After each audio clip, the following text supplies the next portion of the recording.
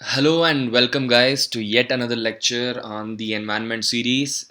So we discussed about how to approach environment, and the next topic for us today is previous year's questions on environment. So today we'll be focusing on HAS prelims questions of 2018 and the GS paper of that, GS paper 1.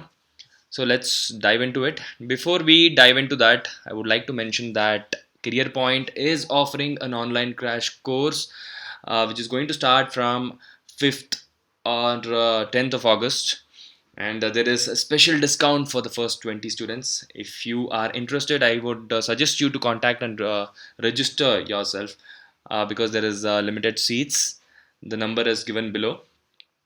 So this online crash course can also be converted into an offline crash course once the corona gets over. So now let's dive into this previous year's question paper. Let's see what we have. Uh, so let's go into it. Yeah. So our first question for today is now question number 82. Question number 82, let's read the question. Match the given statements, match the given items given in column 1 and 2. It's a match the following question. It says Montreal Protocol, Vienna Convention, Kyoto Protocol, and the Earth Summit in column 1, and protection of ozone layer, stabilization of greenhouse gases, environmental and sustainable development, total elimination of ozone depleting substances in your column 2. Now, Montreal Protocol is a protocol from the climate chapter. So, the date of the Montreal Protocol is in the 1980s, and it was under the Vienna Convention. It was under the Vienna Convention, and the Vienna Convention was for the protection of ozone layer. It was a convention.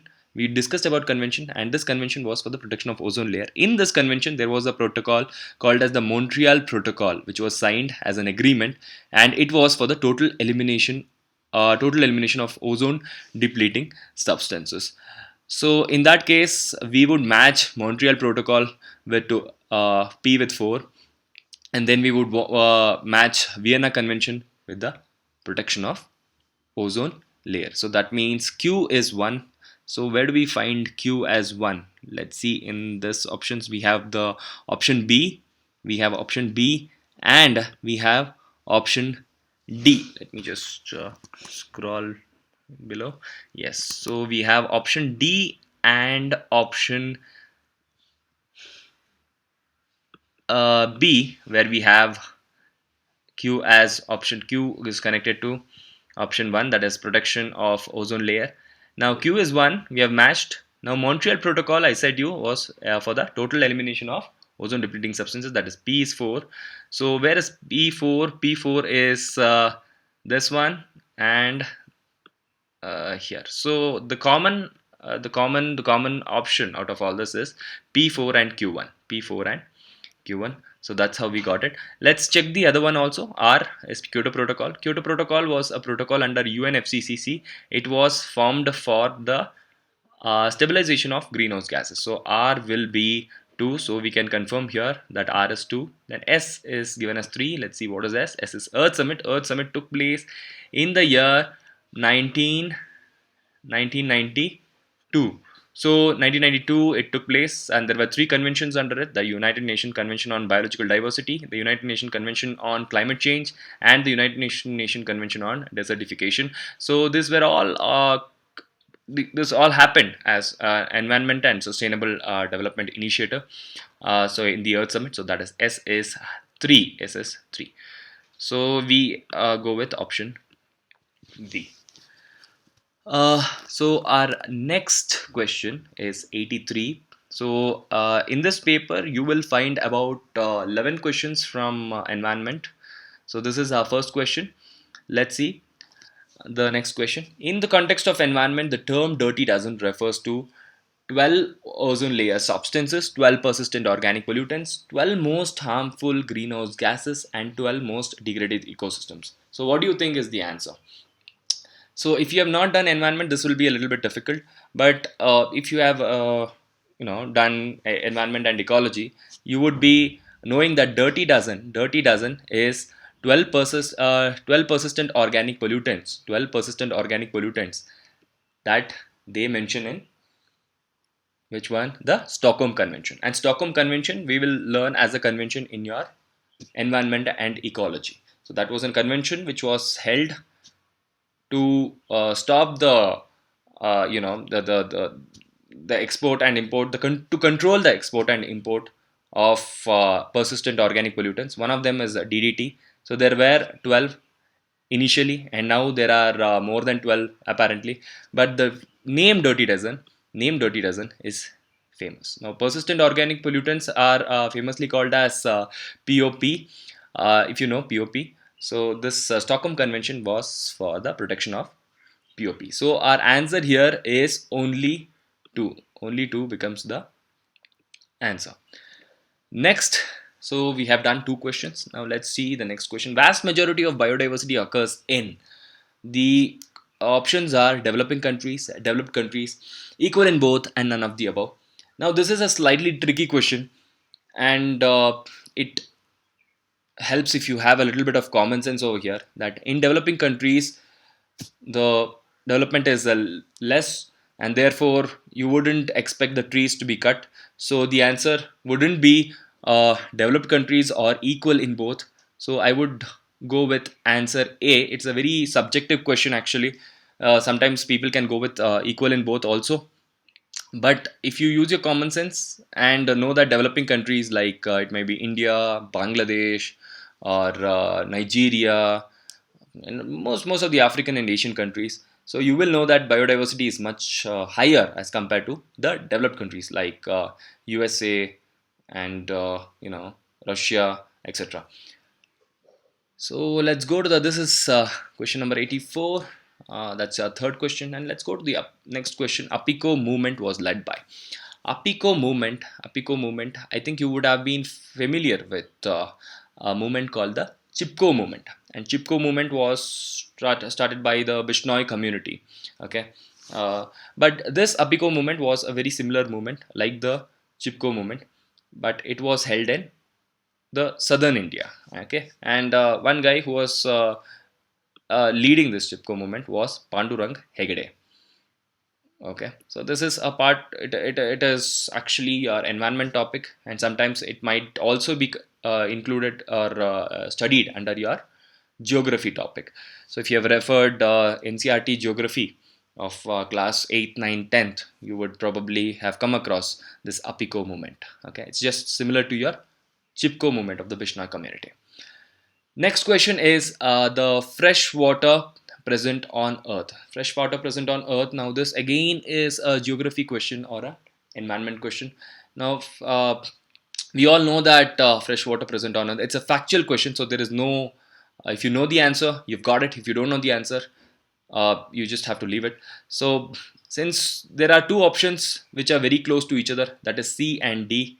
Normally it is between the very close options C and D. But since you know, I think most of you know that the percentage of fresh water on Earth is around 3%.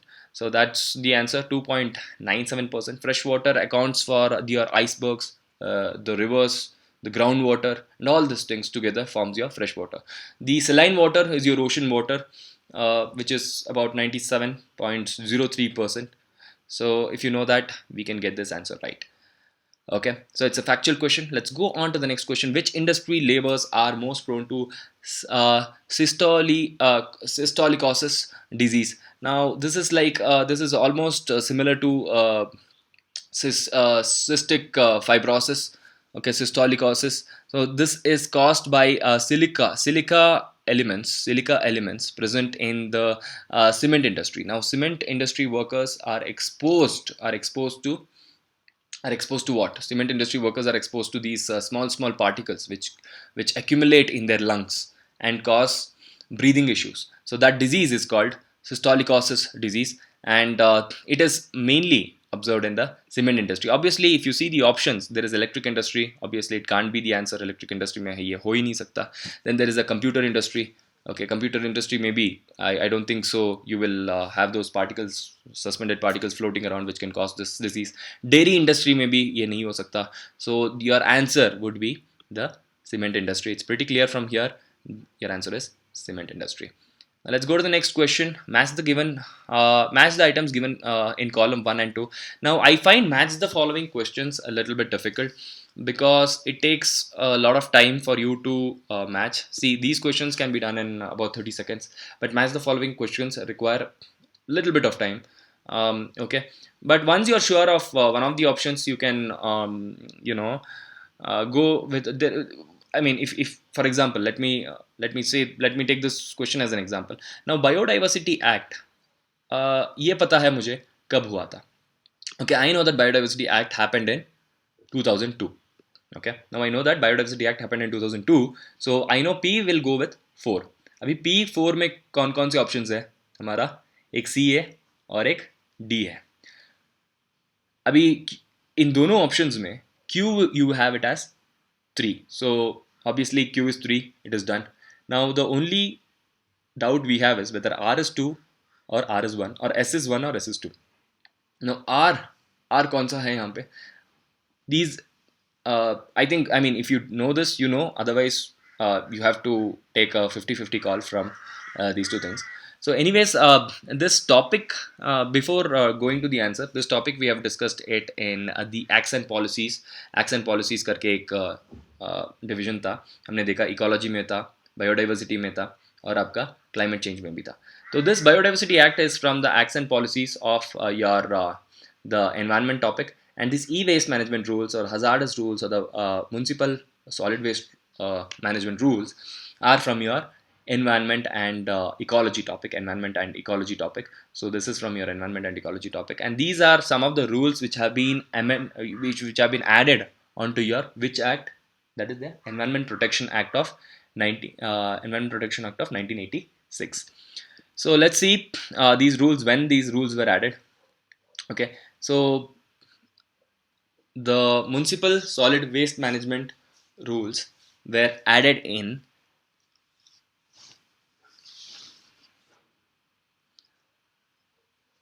let's see where it was added.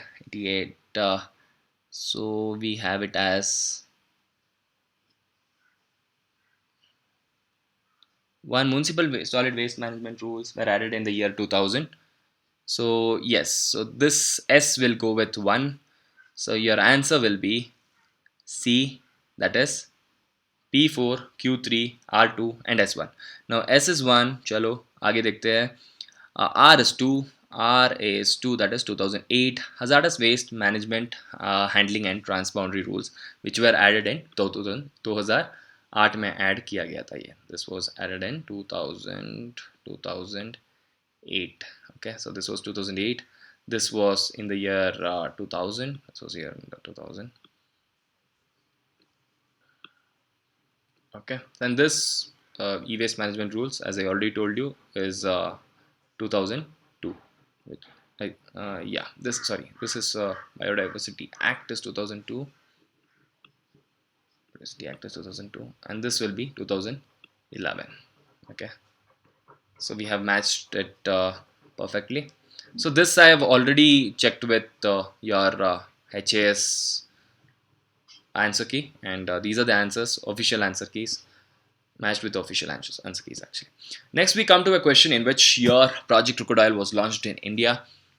So this is a tricky question I consider because there are a lot of projects. There is a Project Tiger, there is Project Cheetah, there is Project Leopard, there is Project Hangul. There are a lot of projects. So each project was started at a different period of time, starting from 1970s to the year so very recently. There was the Project Leopard which was announced. So the Project Crocodile, if you know the answer. Otherwise, it's difficult. And one more thing, why it is difficult is that the years are given very close to each other. Now, I know that it was done in 1970s, but I have if I have a slight confusion between 1973, 75, and 72. So I would go. Since I know that the answer was a rounded number, so it is 1975. Okay. So if you know that 1972 is famous year. 1972 में क्या आया था? आपका WPA Act आया था. Okay, and so Project Crocodiles is one of the earliest projects which was conducted by the Environment Ministry, the Government of India, and it happened in 1975. There are other projects too, uh, there is the project Rhino also. Okay, Vision Rhino 2020. They wanted to make the rhino population about 3,000 by 2020. Okay, then there was Project Leopard. These were launched in the year 2009. Okay, and there is Project Kurma also. Now, this is a part of your programs of the government of India. It comes under your species specific programs, under your topic, under the broad topic of biodiversity. So next question is, which of the following is a non-renewable energy source? Now this is from your renewable energy topic. Renewable energy topic. This can be considered as a topic of environment or science and technology. Now since we are discussing environment, I am taking it as an topic of environment. Now solar, wind and nuclear reactors, all of the above. So we all know that solar is a renewable energy. Renewable energy क्या होता है, जो आपको आप renew कर सकते हो, बार बार उसको यूज़ कर सकते हो. Okay, without exhausting the resources. So fossil fuels, nuclear reactors, एक बार आपने यूज़ कर लिया तो वो खत्म हो गया. ओके, बार बार आपको नया मटेरियल लाना पड़ेगा. Okay, but solar energy continuously आता है, कंटिन्यूसली आता ही रहता है. Okay, it is renewable. Wind also continuously आता ही रहेगा, it is renewable.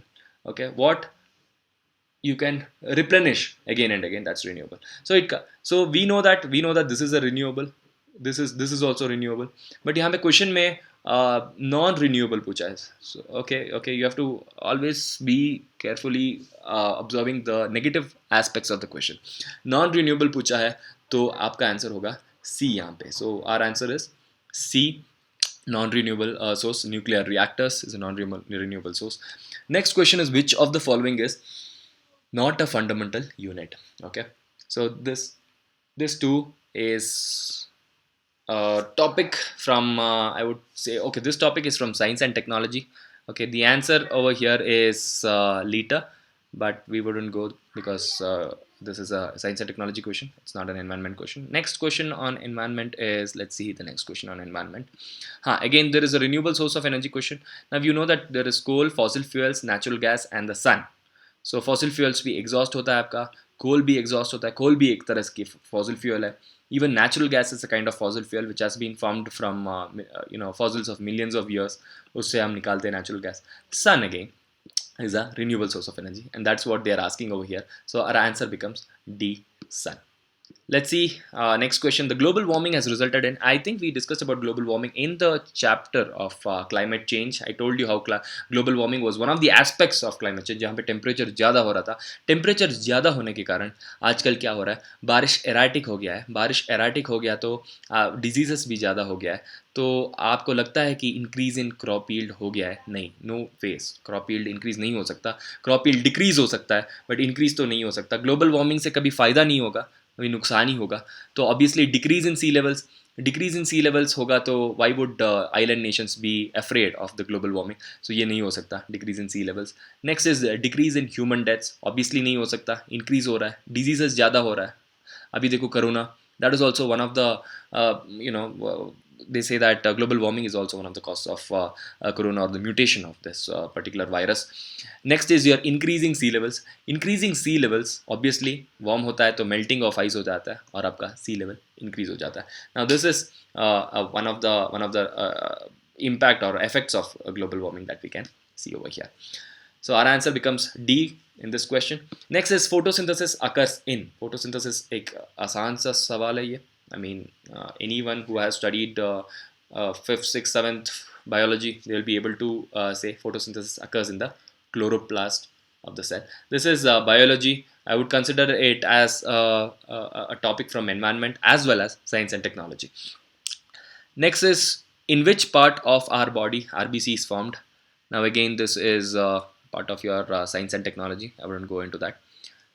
Now there is one more question I would like to discuss. That is question number 66, I guess.